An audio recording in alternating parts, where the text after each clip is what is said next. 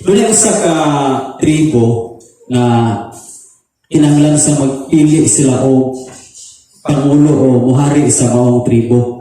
So aduna sila napilian nga duha ka buok ang ilang pilian nga mutoy mahimong hari sa maong tribo. Yang ang usag hinganlan og David ug ang usag hinganlan og Alejandro. So karon si David mao gyud pinangga sa mga tao kay siya maayo. Moto nga nakuha gyud ang atensyon sa mga tao.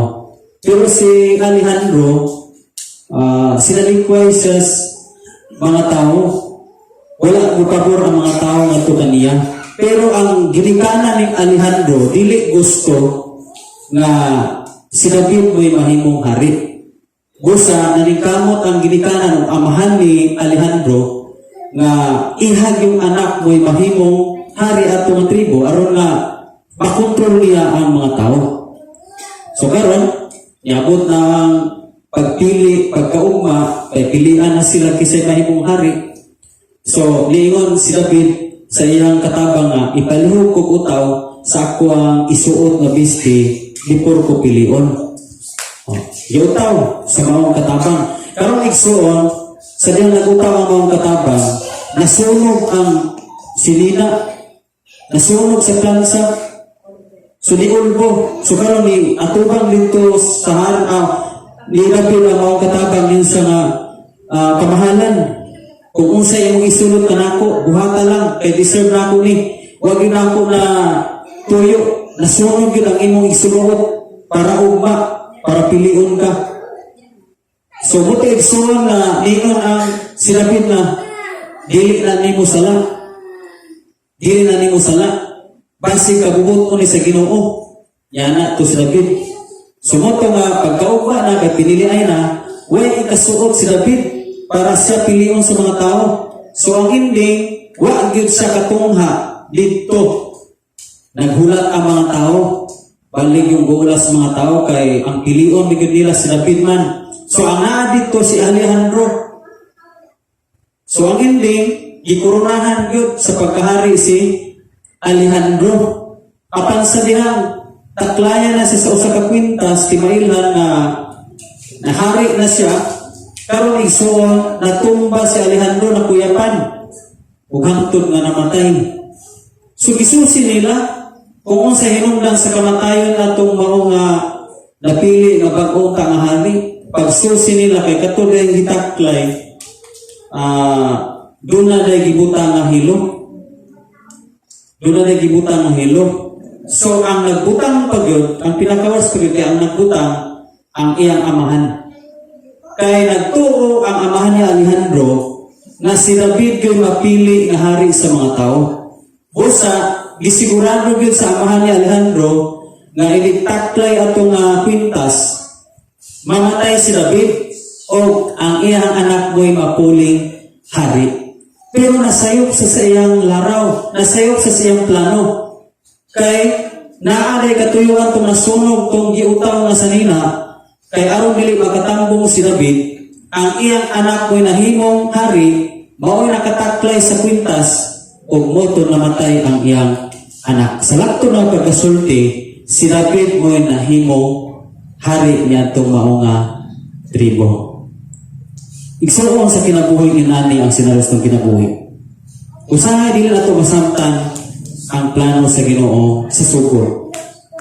Sa sugod palangaan, maglibog ta kung plano na maginis Ginoo.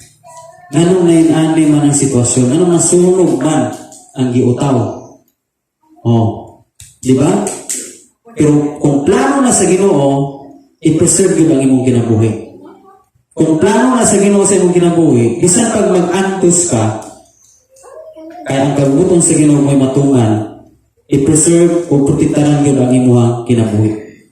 Manang, ang verse karon natong gatunan, maglaraw man ta bisan unsa, pero hinumdumig suon nga ang kabubuton sa Ginoo maoy matungan. Manang, ang nagian ni Joseph, pertig yung lisura. Sato pero igsuon, ang plano sa Ginoo moagi gyud tag lisod kaayo. Dili tawhay agian ang plano sa Ginoo. Pero timan nga bisan sa kalisod giubanan tas Ginoo. Kay ihagon ang plano. Once na giplano na niya nga muna imong agian nga kahimtang sa kinabuhi, di gyud kaniya biyaan. Bisan pag wagi kaglisod kang kahimtang. Kay ang tuyo manggod sa Ginoo nga kan Joseph, iagi siya lisod kang kahimtang. Kay aron nga malig-on ang iyang pagsalig sa Ginoo. Di ba? Wa gyud Kristohanon nga nilig-on igsuon sa tawhay nga kahimtang. Pero daghang Kristohanon nga nalig-on sa lisod kayo nga kahimtang. Busa ayaw panganduya na tawhay ang imong kahimtang. Kay basin diha sa tawhay nga kahimtang, basi ini nga nagbuhuyang hinoon ang imuang pag-alagan sa Ginoo. Dili hinuon mulig-on ang imong pag-alagan kung nagsalig ka sa tawhay nga kahimtang. Sa Biblia, daghang nagkalisod nga mga tao, pero nilig-on ang ilang pagtuo sa Ginoo. Munang ang laraw sa Ginoo, plano sa Ginoo, panjud against ito sa atong mga plano o mga laraw. Kaya atong dawanon nga mga laraw, ninduta gibutan ni Lord kani mga langgan nga wa kay magsaway. O magita itong plano, ninduta gibutan ni pagkuyo na mo Lord, o pirmir yung linaw. Diba? Pero nagkagupot mo, nagkagupot ta, pamilya. Wala atong laraw plano Lord. Kung mga lagad man nagawin ko nimo yang inanay ang kahimtang ay pwede na lang kung mga lagad. Daghang mga Kristohanon ngayon anak. Pero kabalo kay suon, plano na si Ginoo nga nang hitabo na. Unang tanan day paghitabo sa tong pamilya, giplano na nagmayo sa Ginoo. Busa pag-abot na ng hitabo sa tong pamilya, angay ta magpasalamat. Munang ngayon ko sa sugo, di na yung masamtan ang plano sa Ginoo. Magkaayong magkalisod tayo. Pareho atong nasunog nga sinina, nga giutaw. Ngayon ka, nalaman ni Lord, wak man ni madayon. O ba, piliyon ako pagkahari, pero wak man ni madayon. Siguro inanak ko ta. Lord, gano'n man ni, kahimtan ako karon. Inani man akong pagtuyo. Inani na, alagad ko niyo, inani man akong ni. Gano'n ni, sa mapulo tagpangutana. Pero sa unahan igsuon, ma-realize niyo sa unahan. Maagyawas na magyani mo ng kahimtang, sa unahan ma-realize niyo. Pagkalindot niya sa gimo sa Ginoo. Kaya kung wak ka ito niya gihimo, dili ko may nani karon. Kung wak ka ito paagiin ako, di ko malikon karon. Kung wak ka ito niabot na ako, di ko may napuon karon. Kung wak ka ito niabot na ako, di ko magtinuod sa pag-alaga. Diba? Una nga, tanan nga pangitabo, tawag sa Ginoo, kay plano na niya na ito. Kaysa mag-ambot sa Ginoo, Lord, unta pirming tawhay akong kinabuhi. Di yun na mahitabo, nga pirming tawhay. Kaya ang kalisod, purpose o plano na sa Ginoo, nga i-apil na sa itong pagkakristuhanon ang kalisdanan. Apostol Pablo, anointed naman ito kaya siya, pero niabot sa prisuhan, isakay sa barko, hapong alunod. Pagsangyaw niya, gilatos siya, gibunalan siya, dakpon siya, batuon siya. Nangalagad na ha, nagwani na sa pulong sa Ginoo, pero naabot o prisuhan. Gidakot, gibunal-bunalan. Daghang nagdumot, pagkanindot sa plano sa Ginoo. Siguro magkayang sa Apostol Pablo, ano man ko Lord, ipadala man ko ni mong disprisuhan, na magsasangyaw man ko. Kung sa may sala na akong nahimo, na magwali naman ko sa mong pulong, nga mapriso man ko ini.